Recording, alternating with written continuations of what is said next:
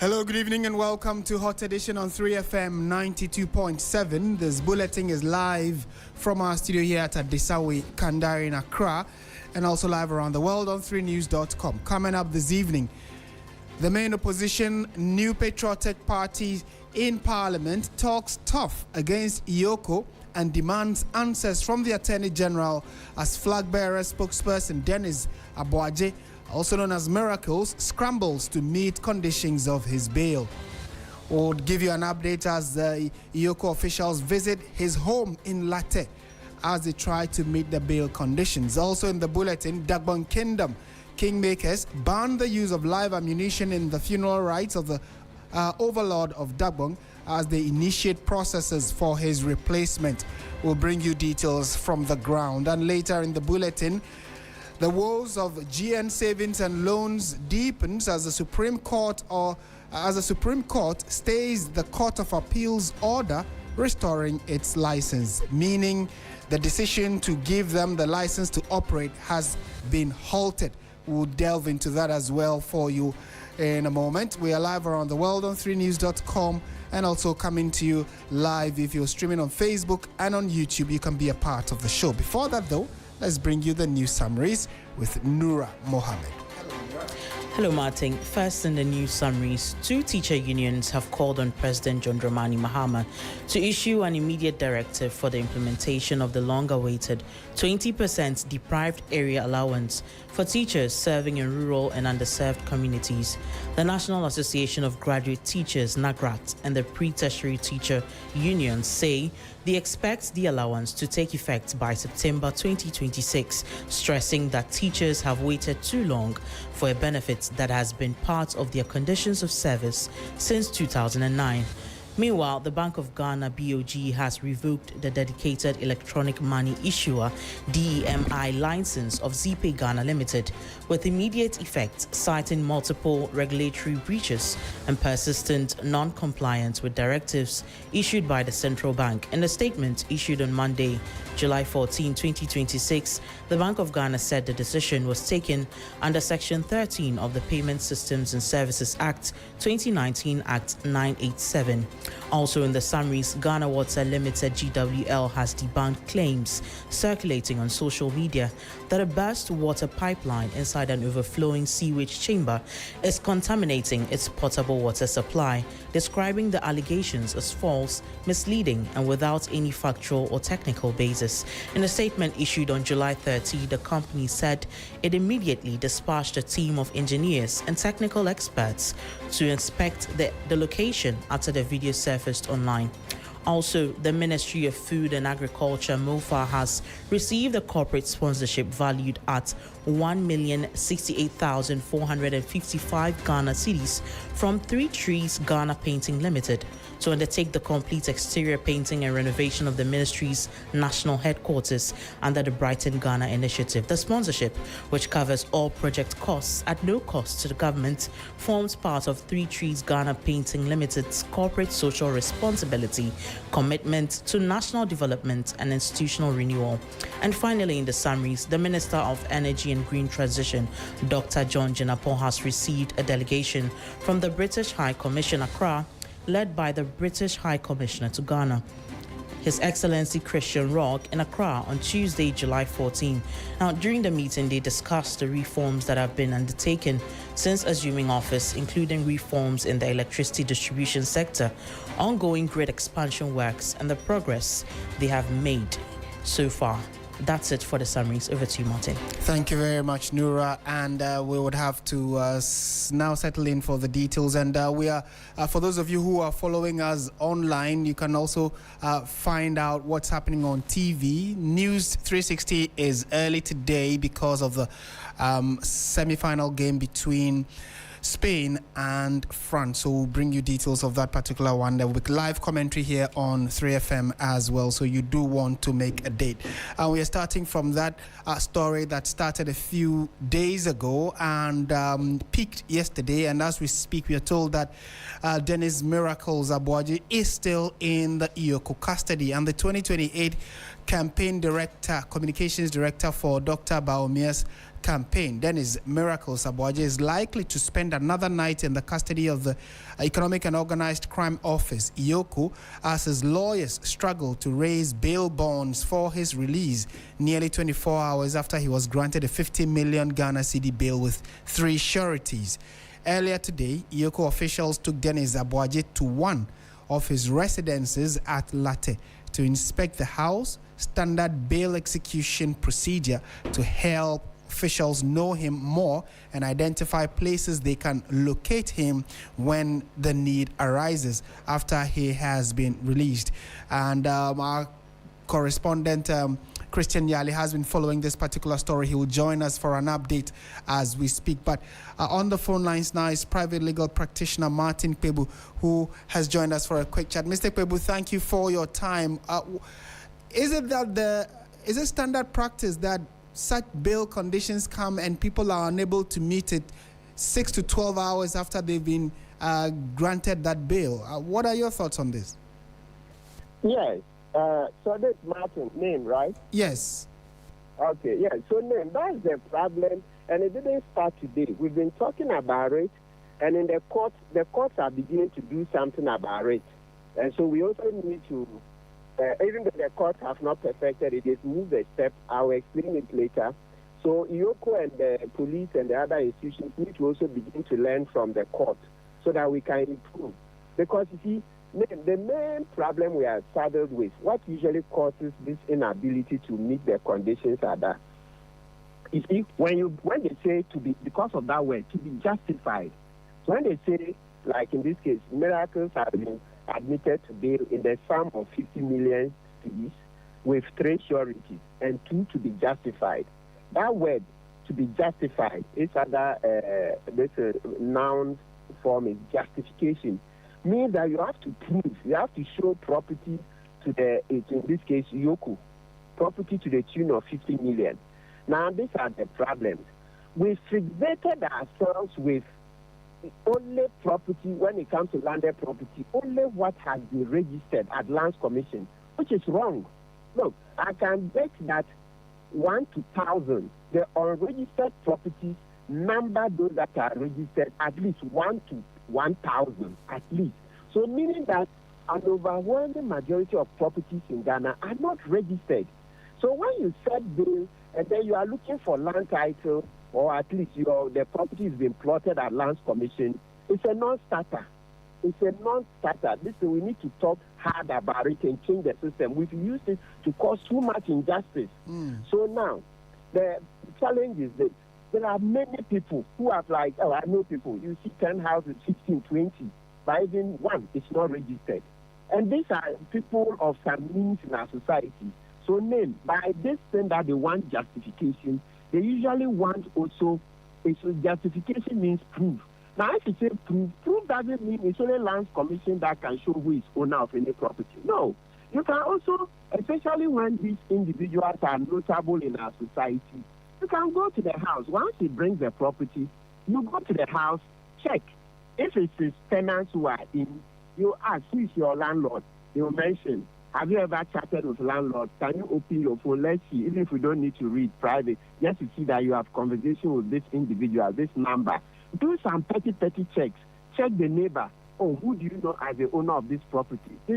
Those will be faster for us. Let's be a lot more practical. In a country where an overwhelming majority of the landed properties are not registered at the various registration points. And so let's make it simple. The Lands Commission, let's just call it Lands Commission. You can't be imposing bail terms that requires somebody to show that his property is registered at Lands Commission. It's not good. It's not any policy based on proof from Lands Commission. It's not a policy. Wow. It's not a policy in this Ghana. No, because then it means that you don't even take, what I mean is I see because of our levels of illiteracy. You know now, Shrad, when you go to Shrad and you are illiterate, you can go and make your complaint orally. When you go to OSP, corruption and those things, you can make your complaint orally. There are whistleblowers. There are many laws where they allow that when you cannot read and write, you can go there and talk, then they will write for you.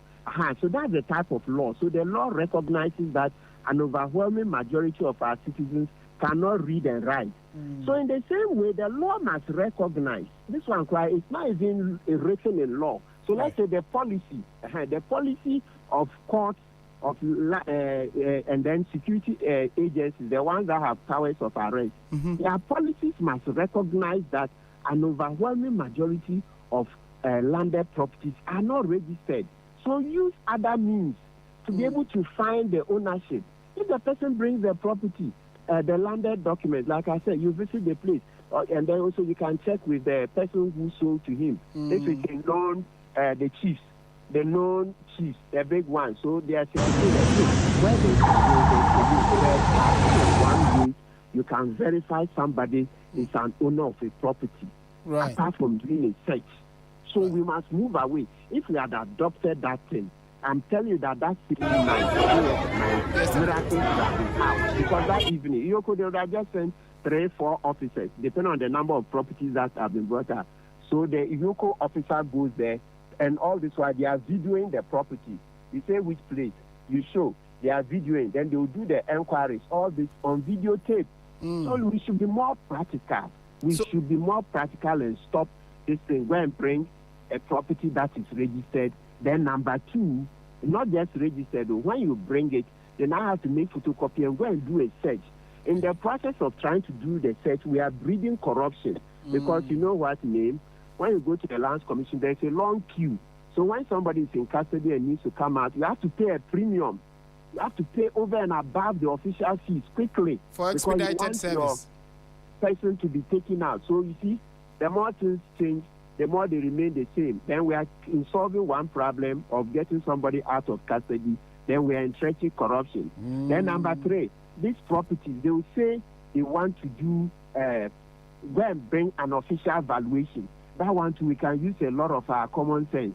You would know that, look, if the person brings a property from cantonment, most of it, unless it's a 1-bedroom, you know, when we say property, most of the time we are talking about at least minimum of a 3-bedroom or even let's say 2-bedroom. So know that 3-bedroom in cantonment, it can never be less than $300,000. So some of them, when they bring, in the same way, Achimota of Anchor, there are some figures you can work with. This is what I'm doing. Because it cannot be perfect, initially you can use this wisdom we have. Because if you are going to buy property in cantonment, you cannot go and stand there that you want to buy the property 3-bedroom. You are buying 100,000. Unless, like we say colloquially, unless it's cocaine property. Okay? But standard, there are estate agents who can tell you these are the figures. So we should use that so that when the people bring these properties, we put all together using this common sense and then admit the person to bail. Then after, if you insist that still you want the valuations to be done, then you give the person, but you have, let's say, 1 month to perfect your bail, all the properties you have brought.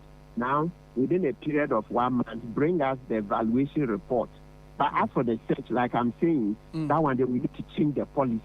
We need to change the policy. We cannot be relying on only Lands Commission as proof of ownership. No. We've gone past that. And it makes it even more difficult to register all the lands in Accra at this time. They're doing it well, bit by bit. You know what it takes to register property, then we are entrenching corruption. So this we need to change. We need to change. The research must start with the policy on bail, how we are checking, how we are proving ownership when they say this is bail. Now let me come to the court. So now, because of some of these problems, listen, our DSO for Ekufu, when we did the table number 4, as part of it, the judiciary came up with a form.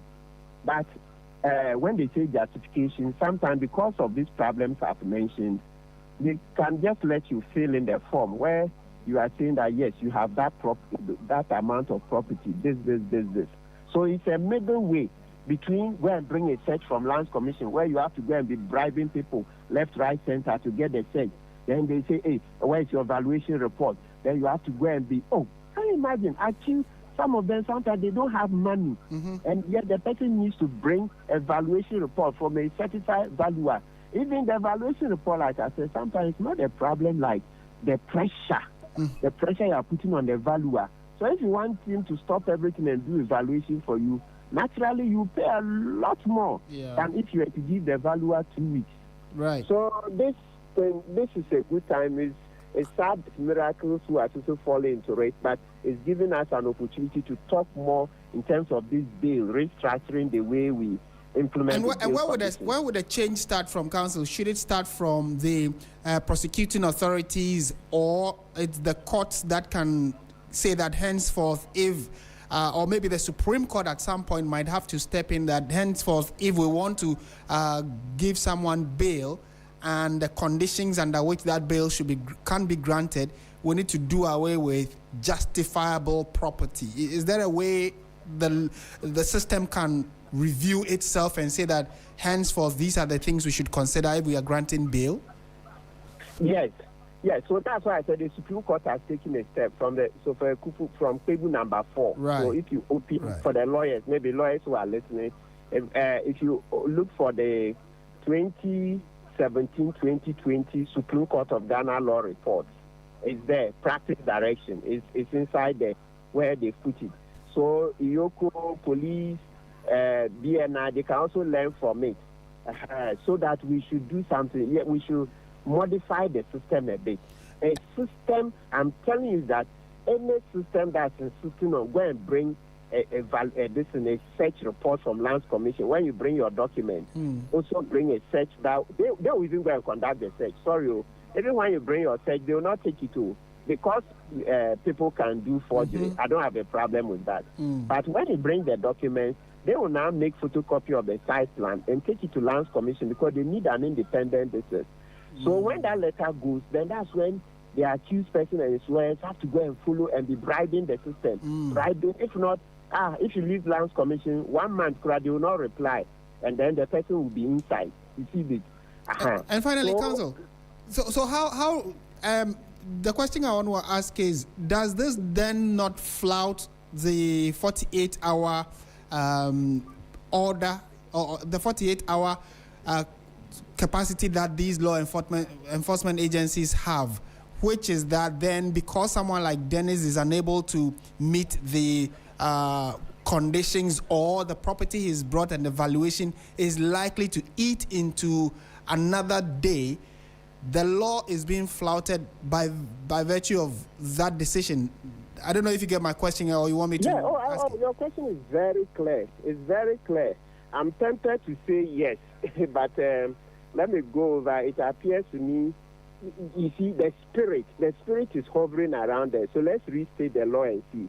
So the law is that when you arrest the person, okay, bring him to court. And let's restate this. Even as lawyers, sometimes we make a mistake. The law is that when you arrest the person, bring him to court within 48 hours. Enter the court within. By a lot of persons, right, we all think that, no, you hold him for 48. After the 48, before you now start preparing to go to court. It's wrong. No, it says enter. Bring him to court within. Meaning that you must be inside the courtroom before a judge, before the 48 hours elapse. Meaning that if the 48 hours elapse, even 1 minute before you enter the case is before you get to enter the court, you flouted it.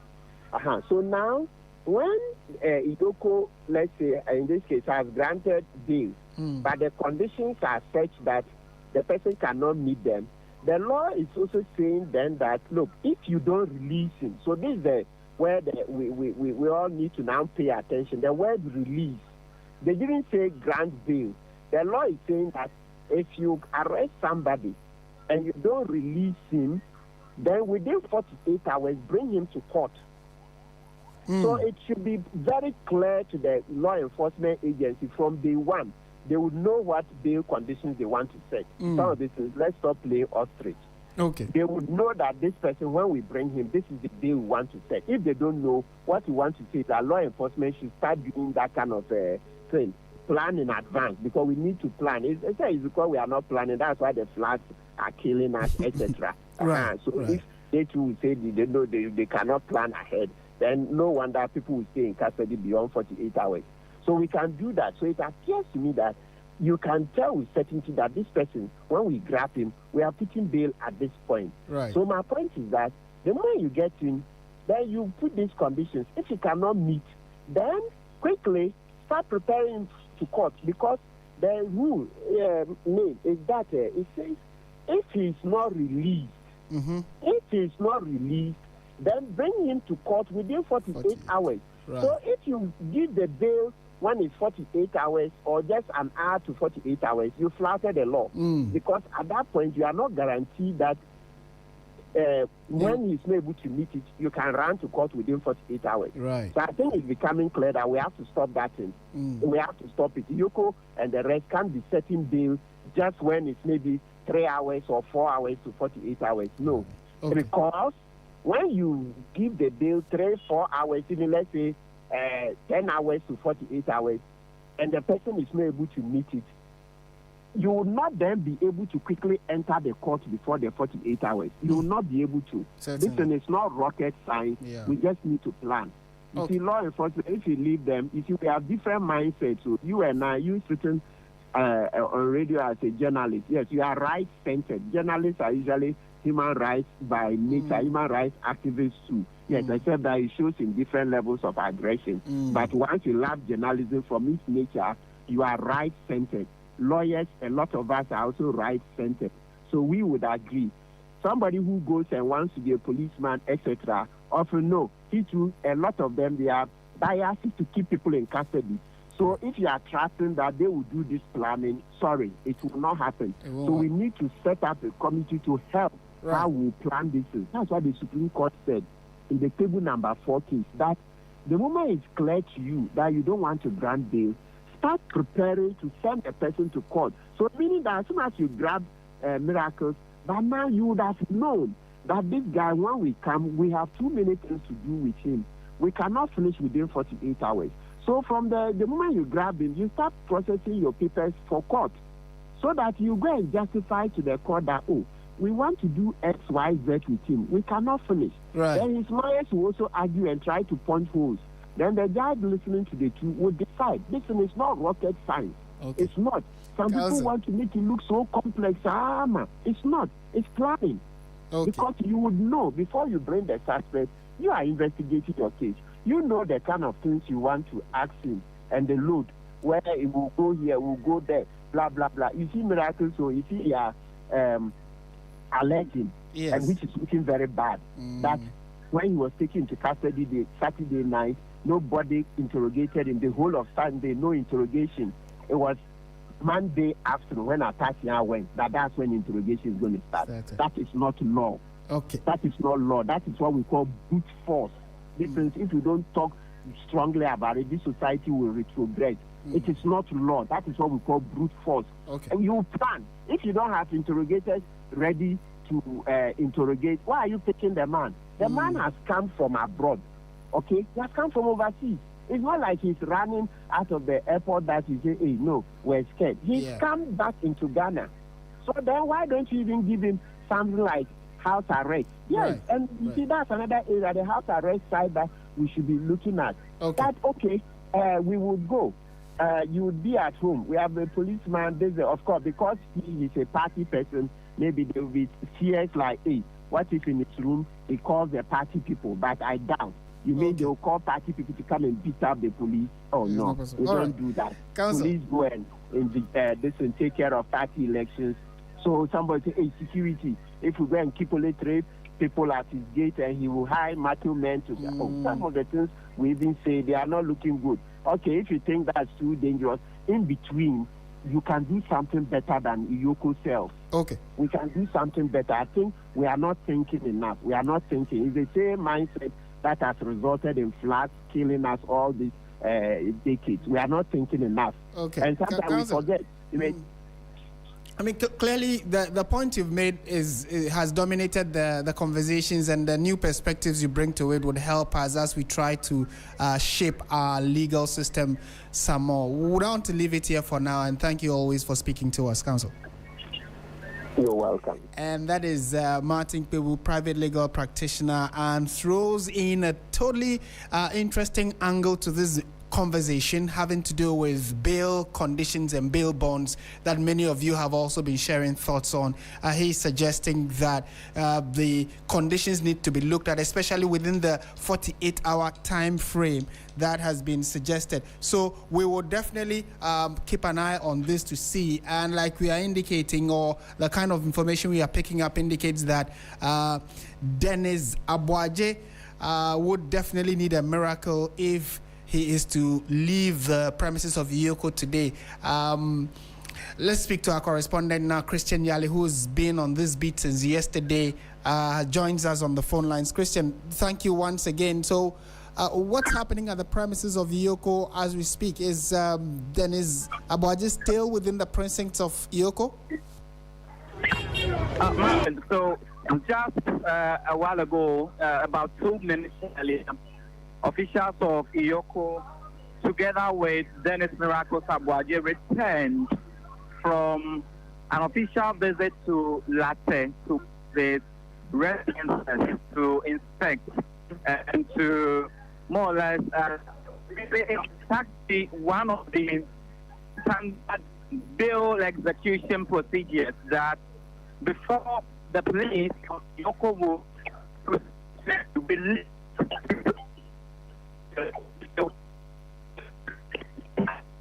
Unfortunately, Christian, we are unable to hear you clearly at all because there seemed to be a break in the line. We would have to try and reconnect with Christian Yali because probably as a result of the news of the return of Miracles Abuaje and the Iyoko officials back to the premises of Iyoko, I think there's a bit of back and forth, so it's looking quite chaotic in hearing what exactly Christian Yali is telling us, but we'll try and reconnect with him. But he was just giving us an update about the development regarding Miracles Abuaje and the Iyoko officials. We are told that they visited his property in Latte and have just returned to the offices of Iyoko. Christian, if you can hear me, the line got a bit jerky a few minutes ago. You were giving us an update. You say they have returned from inspecting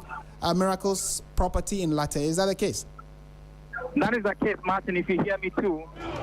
Also because, like I was explaining, it is part of the standard bail execution procedure for them to know where the suspect stays before they would proceed to release him. That is when he had been able to meet the bail conditions. They moved from here around the afternoon, and they just 2 minutes ago just returned. When you come to Iyoko's premises right now, loudspeakers are being blasted. PA systems are here. There are a number of the party supporters who have been brought. They came in just around 2 p.m., 3 p.m. thereabouts, and have been here just pressing again that demand for his release. And so I like how you started it by saying that indeed, if there is anything at all, then Dennis would need a miracle to be released. And it is not looking likely that he may be released today, which is just giving the indication that he might probably spend another night in the custody of Iyoko after 24 hours of being granted the 50 million cedi bill with 3 sureties, 2 to be justified. Martin. Right, Christian, thank you for that important update, and we'll definitely be coming to you to find out if any miracle happens today. Christian Yale is our man reporting from the offices of Iyoko over the last 24 hours. He has been there 24, probably even 48 hours, I can say, because we spoke to him around this time yesterday, and the arrest of Dennis Abuaje happened on Saturday into Sunday, and then throughout yesterday he is there. He was there. He's been granted bail, but it looks as though the bail conditions that he is expected to meet are quite overwhelming, and on the back of that, 2 of the items need to be justified, and Iyoko officials and Dennis Abuaje visited a property believed to belong to Dennis Abuaje in Latte to verify that it actually is his, and they have just returned from that trip.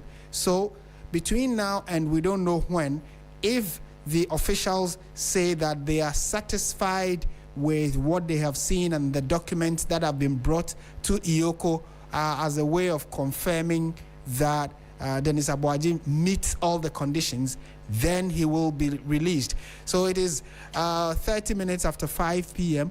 We are waiting to see if by close of day today that miracle will happen for Dennis Abuaji, where he can now go home and then investigations will continue. We'll update you subsequently on any new development that would come up.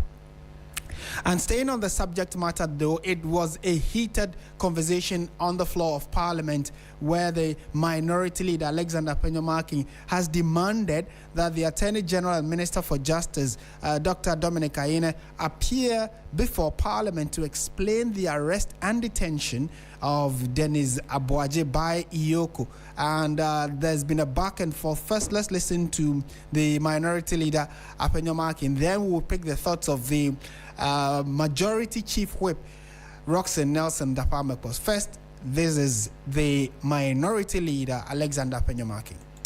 Can the Minister of Justice and Attorney General be programmed, Mr. Speaker, urgently to come and brief this House on the activities of Iyoko? Mr. Speaker, we are a house with oversight responsibility. Mr. Speaker, there are things that are happening. If we don't talk about it today, tomorrow, the other side may be wearing the shoe. Mr. Speaker, the Director of Communications of our party, Miracles Abuaji, was arrested and detained by Iyoko at the airport. Mr. Speaker, he has been in custody for over 3 days. We are not against accountability. We are against the Rambo style. Mr. Speaker, our colleagues should not be up in arms. It can be them tomorrow. Mr. Speaker, what is happening to Miracle Abuaji is not good for our democracy. The Attorney General should come to this House and brief us of the situation.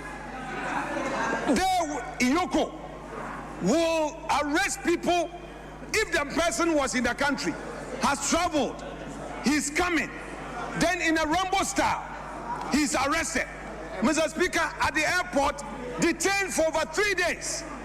Mr. Speaker, and now they are demanding properties worth 55 million cedis before he's granted bail. Let's be careful, my dear political colleagues. Let's be careful, Ghanaian political leaders.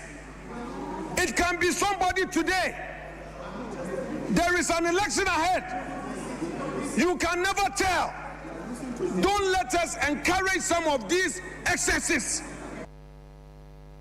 And so you heard the voice of Alexander Penyomaki, who is the minority leader in Parliament. Like I indicated, this has become quite topical on the floor of Parliament. And when you swing to the majority side, they said that they totally disagree with the position being shared by the minority. So let's listen to the Majority Chief Whip, Roxanne Nelson Dapamekwa, who's also shared a thought or two on this particular development. The Iyoko proceeded to further say that the arrest follows extensive investigations commenced by Iyoko after receiving a petition from the current Executive Secretary of IMCCOD requesting further investigations into a forensic audit conducted into the affairs of the Secretariat covering the period from 1st August 2022 to 2nd February 2025.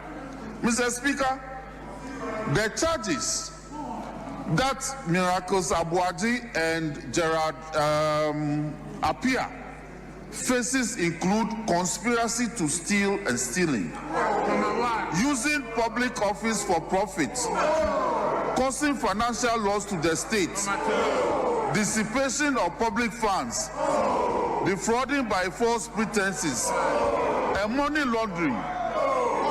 So, Mr. Speaker, the minority leader has no right under the sun to suggest that where an investigative body has conducted a year-long investigation into a matter, has invited the suspects, and now has made a prima facie determination and is effecting arrest that may possibly lead to prosecution.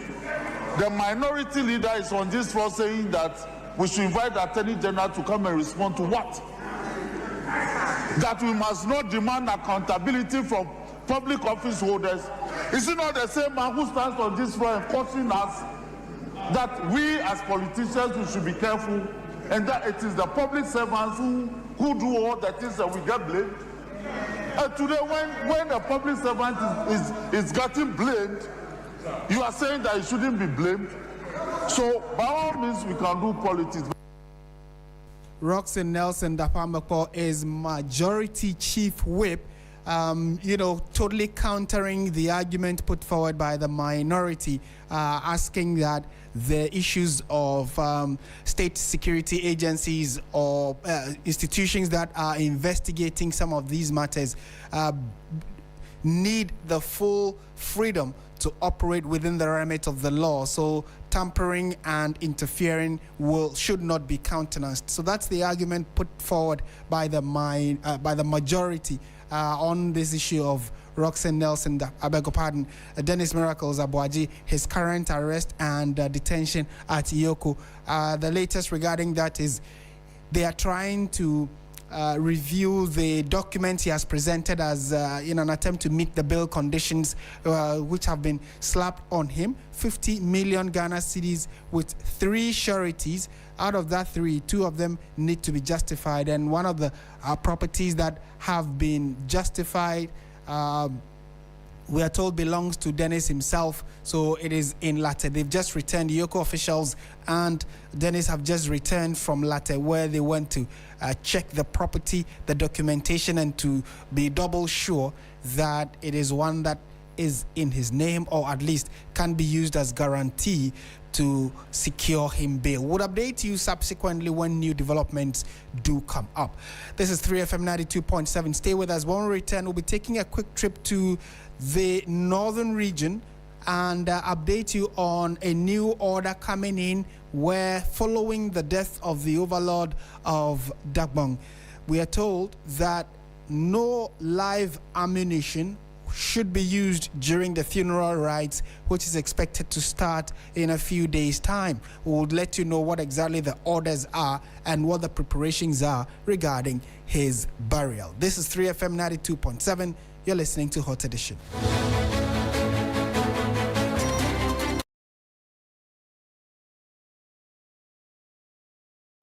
Play and connect. Play, connect, and create. Don't hear about it. Be there. Content creators and football lovers, are you ready? Creator Cycles is back with Play and Connect 3.0, the Creator Cup Jersey Edition. Get ready for an unforgettable afternoon where football passion meets content creation. Rock your favorite football jersey, challenge your friends in a PlayStation battle, enjoy arcade games, creator collaborations, amazing content creation, and the live streaming of the FIFA World Cup final on a giant screen. It's more than football. It's networking, fun, and unforgettable. 92.7. This is 3FM, and you're listening to Hot Edition with me, Martin Nasidu Date. Now, the Council of Kingmakers in Dagbong have announced an immediate ban on the use of live ammunition during the third day funeral rites of the late overlord of Dagbong, Ndana Yakubu Abubakar II. The directive was issued on Tuesday by the Director General Technical of the Ghana Police Service, who is also the Chief of Sing, during an emergency meeting of the Kingmakers at the Egbeta Palace, citing rising cases of injuries caused by celebratory gunshots. The third day funeral of the late King of Dagbong, Ndana Abubakar II, has been slated for Thursday, the 16th of July. The long-standing cultural practice of firing blank gunpowder to produce symbolic gunshots at festivals and the funerals of chiefs and distinguished personalities has been distorted, leading to the use of live bullets, which cause avoidable deaths and injuries. Earlier this month, the Member of Parliament for Prestia Huni Valley, Robert Wisdom Codjoe, called for the strict enforcement of laws banning the use of live ammunition during festivals and traditional ceremonies, warning that the practice has become a major public safety and security threat. Let's listen to him as he made this argument. Strict enforcement by security agencies. The Ghana Police Service, working in collaboration with their municipal and district chief councils, security councils, that is MUSEC and DISEC, must strictly enforce existing laws prohibiting the use of live ammunition at public festivals. Any individual found discharging firearms loaded with live rounds must be arrested and prosecuted without fear or favor. 2. Collaboration with traditional authorities. The National House of Chiefs, traditional councils, and community leaders must work closely with security agencies to sanitize our festivals. Traditional authorities should ensure that only designated, vetted, and licensed individuals are permitted to perform musketry, strictly using blank powder and never live ammunition. And so that is the voice of the Member of Parliament for Prestia Huni Valley, Robert Wisdom Codjoe. He is calling for strict enforcement of laws banning the use of live ammunition during festivals and traditional ceremonies, and is warning that the practice has actually become a major public safety and security threat. In a moment, we'll try and get some further perspectives, especially speak to our correspondent, Christopher Amwako, who has been following this beat for us. Chris, thank you for joining us. First of all, we know that as of yesterday, it was morning. Some directives were given regarding school and operating of shops and businesses. What's the mood like today? Yes, so it's so characterized with the sad situation that we witnessed yesterday, even though today people have gone to do their businesses, except for those who are closer to the Bewa Palace. They have not been able to do much today, but I can say that today the mood is a bit different in other places like Tamale, Miao, and other adjoining communities around the Yendi enclave, except to say that the people are still grieving over the loss of the king of Dagong, Diana Abukari II. And we are told that a directive has been given against the use of live ammunitions. How are people taking that? Because he is a major figure when you talk about the northern region. His funeral is likely to attract thousands, if not even up to about 1 million. How are people who usually would partake in these funeral rites, how are they taking the news of the ban against using live ammunition? Yes, so this is a concern that even the residents within this area have been raising over the past year. You know, usually when there are traditional festivals, in the past, the use of gunpowder was what the people knew.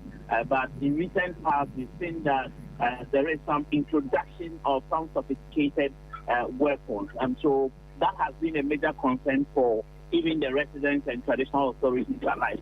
The late Yana has never, during his lifetime, agreed for the use of live ammunition. We ran several reports where he has directed, especially during the fire festival, that he was not going to allow anybody to use live ammunition. So the kingmakers, knowing the person he was, a peace-loving person and someone who did not want the public to be peace to be disturbed. And so they have equally issued this directive that no one should attend the funeral with any live ammunition that will be used at the funeral ground. They can go ahead to use the ones that have to do with gunpowder, but for you to use live ammunition, they have indicated clearly that you will be arrested and made to face the full rigors of the law. And so the residents are happy that this directive has been given, and they are hopeful that the people will abide by it. Right. And finally, ahead of Thursday, what should the expectation be? We know a lot of people are looking forward to, beyond the fact that people are mourning and a great tree has fallen, there's also going to be a lot of cultural display. What are the expectations ahead of Thursday? Yes, so Dagbon is a traditional area that has not left its cultures and tradition, and so the real cultures and tradition of the Dagbon Kingdom will be brought to bear starting tomorrow, because from tomorrow most of the traditional leaders will begin their trip to Yendi to mourn the late Yana, even as they wait for Thursday for the Islamic prayers, which is also known as Atwa. Now, beyond the entry of the people, several traditional and cultural performances, we are going to see them because this is the second time that we are seeing the funeral of late Yana. In 2019, we saw the performance of two funerals of late Yanas. We had the Abudu Gate performing and the Andani Gate performing, which made way for the installation of the current Yana, who also just passed. And so we are going to see a repetition of this precious cultures and traditions of the people of Dagbon. But I must also say that security is well established. The Regional Coordinating Council has equally deployed enough security to ensure that there won't be any casualties or any incidents that will mark the performance of the funeral of the late Yana. So everything is in place for the performance of the funeral, whether traditionally, culturally, and when it also comes to security. Right. Thank you very much, Christopher Amwako, who is Northern and Savannah Regional Correspondent, updating us on what to expect ahead of the funeral of the overlord, the late overlord of Dagbon, who passed away a few days ago. He's been buried, but the funeral, we are told, would start on Thursday. So services are expected to commence from tomorrow evening throughout up until the funeral rites are all observed. And like he indicated, we all need to pay attention to that specific order which has been given, which is that people who would want to use live ammunition during the funeral service need to think twice, because that will not be countenanced on any ground. And this follows recent reports of people using live ammunition or even the regular musketry used during festivals and funeral processions, which has caused harm and in some instances death to fellow celebrants of some of these occasions, or people who are observing these occasions, be it funeral or a festival, etc. The use of some of these ammunitions have led to people getting injured or dying. So a strict order has been given against the use of the live ammunitions. You're listening to 3FM 92.7. We're going on to some other stories this evening, and you would recall that we have been following other major developments in the country for you. The most topical has had to do with the latest regarding Miracles Abuaji. He has returned, and we are getting indications that following how things have panned out, he's likely to be released from Yoko custody today. And in as much as the conditions, we are told, are quite hefty, the indications we are getting is that because he's been in for more than the 48 hours expected, there is a possibility that, having fulfilled or met all the bail conditions, he's likely to be released today. Beyond that result, we've also updated you on how that has played out in Parliament. The minority and the majority have had a go at the subject and at each other, sharing different thoughts and perspectives, where a warning has been given by the minority that power is transient. And if you are not careful, if the tables turn today and there's a change in government, there's a likelihood that the same measure will be used against those who will now be in the minority, because when they are also being audited or their term in office is being checked, it might go against them. Let's turn our attention to one of our headline stories we have for you this evening, having to do with GN Savings and Loans. And lawyers for the GN Savings and Loans Company Limited have described as unfortunate the decision of the Supreme Court to halt the restoration of their license, adding that they remain open to exploring other avenues. Earlier, a 5-member panel of justices chaired by the Chief Justice granted a motion for a stay of execution of the order of the Court of Appeal. On June 16, the Court of Appeal struck out the motion to stay the execution, giving the company the leeway to resume operations. The parties again escalated the matter to the Supreme Court, seeking an order from the Apex Court to stay the execution of the Court of Appeal's decision. Reacting to the development, lawyer for GN Savings and Loans Company Limited noted that further action would be taken. Before we come to hear exactly what the lawyer has been saying, let's speak to Lord Eduasar, who's been in court and has kept tabs on this story for us. Lord, thank you for your time. For those who may be new to this, help us with a brief background on why GN Savings and Loans is back in court. Many thought that, they've been given permission to start operation. What happened again?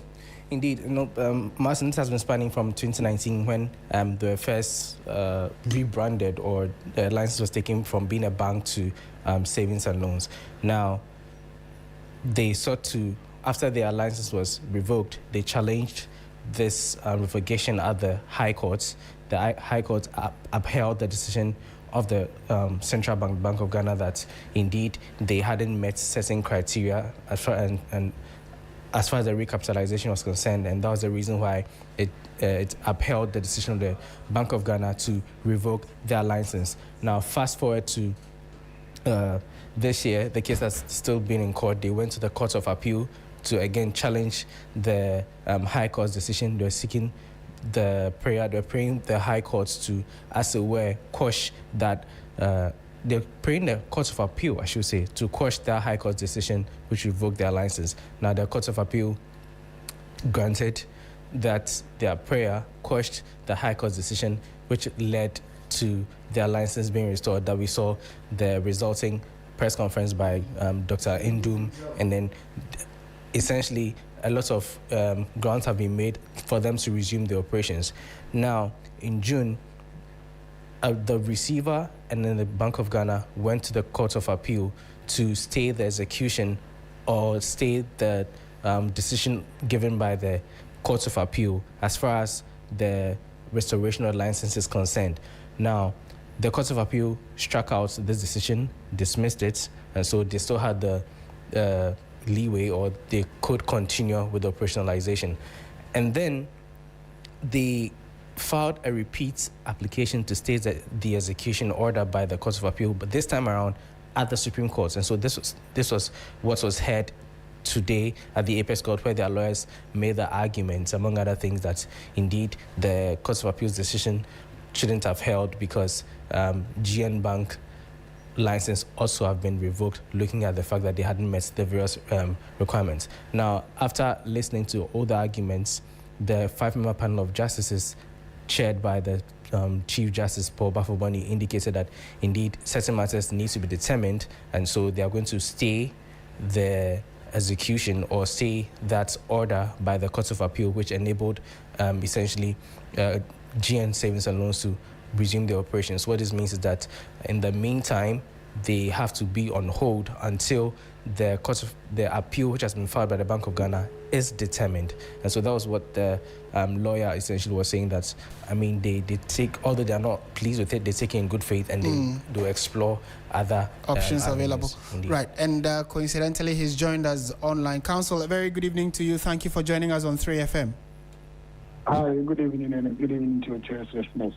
I'm sure today's outcome was not what you expected, and even before today, the fact that the Supreme Court has asked for a stay on the earlier ruling, what do you make of it, and what are the next steps you said you are considering? Well, first of all, let me put it in context. Before today, there was no stay on the execution. You recall that on 21st of May, the Court of Appeal delivered a judgment and said that the decision taken by the Bank of Ghana was wrong and that they should restore the license and then also restore all assets that were being handled by the receiver. Subsequent to that, both the Bank of Ghana and then the receiver applied to the Court of Appeal for a stay of execution. And that application was determined on the 16th of June. The Court of Appeal had arguments from both parties and ruled that there was no exceptional circumstance that warrant them granting a stay of execution. So that, in essence, paved the way for us to proceed with the steps that were being taken to execute the judgment of the Court of Appeal. We were in that process when we were served with another applications, 2 separate applications, again filed by the Bank of Ghana and then the receiver, asking again, now asking the Supreme Court to stay the judgment of the Court of Appeal until the determination of the appeal. So that is what we want to court today to do. And the Supreme Court, after hearing arguments of both parties, rather ruled that they would rather prefer that where we are now, the status quo should remain as it is now until they have determined the appeal. So the substantive appeal is still pending before the Supreme Court, which has not been heard. As it stands now, the only judgment that is available is the judgment of the Court of Appeal, which has determined that the decision of the Bank of Ghana was wrong. And what has only happened now is that the Supreme Court said that because the Bank of Ghana has filed an appeal, let's wait to determine the appeal before we go through the process of executing the judgment. So yes, it's not the outcome we expected. I mean, we thought that after having taken over the assets of the company for well over 7 years, it will not be in the interest of justice to continue to hold the hands of the bank until the appeal is determined. We believed that we could have gone through the execution processes while still dealing with the appeal at the Supreme Court. But His Lordships disagreed with us and said they want the status quo to remain.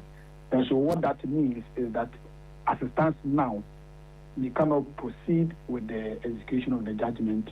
We have to wait for the Supreme Court to determine the appeal before we can now, based on the decision that they will make in the final judgment, then that will now determine the next steps to be taken. Right. And when are you likely to return to court on this subject? When is the appeal likely to be heard? Well, so the substantive appeal, currently we have done what we call the settlement of the record at the Court of Appeal. And I believe the registry of the Court of Appeal is now compiling the record of proceedings. The record of proceedings is what will form the basis of the appeal before the Supreme Court. And so it is when they have finished compilation with the record of proceedings and transmitted it to the Supreme Court, that is when we can actually talk more about timelines. For now, what we are doing is to work with the register of the Court of Appeal and then to maybe see how best we can assist them to prepare the record of proceedings as quickly as possible, so that the substantive appeal can be determined. But let me quickly also add that the decision of the ruling of today is not just the end of the matter. I mean, there are other avenues that we could take. There are other rights we could explore. So in the meantime, we are applying for the certified ruling of the court, and then once we get that, then we can now advise ourselves on the next steps to be taken. Well, we'd have to leave it here for now. Thank you for speaking to us this evening, Counsel. All right, you are most welcome. and that is Cletus Alenga, who is the lead counsel for GN Savings and Loans Company Limited. And you heard that they have filed an appeal, or at least are waiting for a final decision to be made regarding whether or not they can go ahead and operate as a savings and loans company. We'll update you when that final court decision is made. And on the back of that, we bring the bulletin to an end. Thank you very much for listening. If you go to our website, 3news.com, you'll find many more stories and all that we brought to you this evening. My name is Martin Asiedu Dati. Thanks for listening. Bye for now.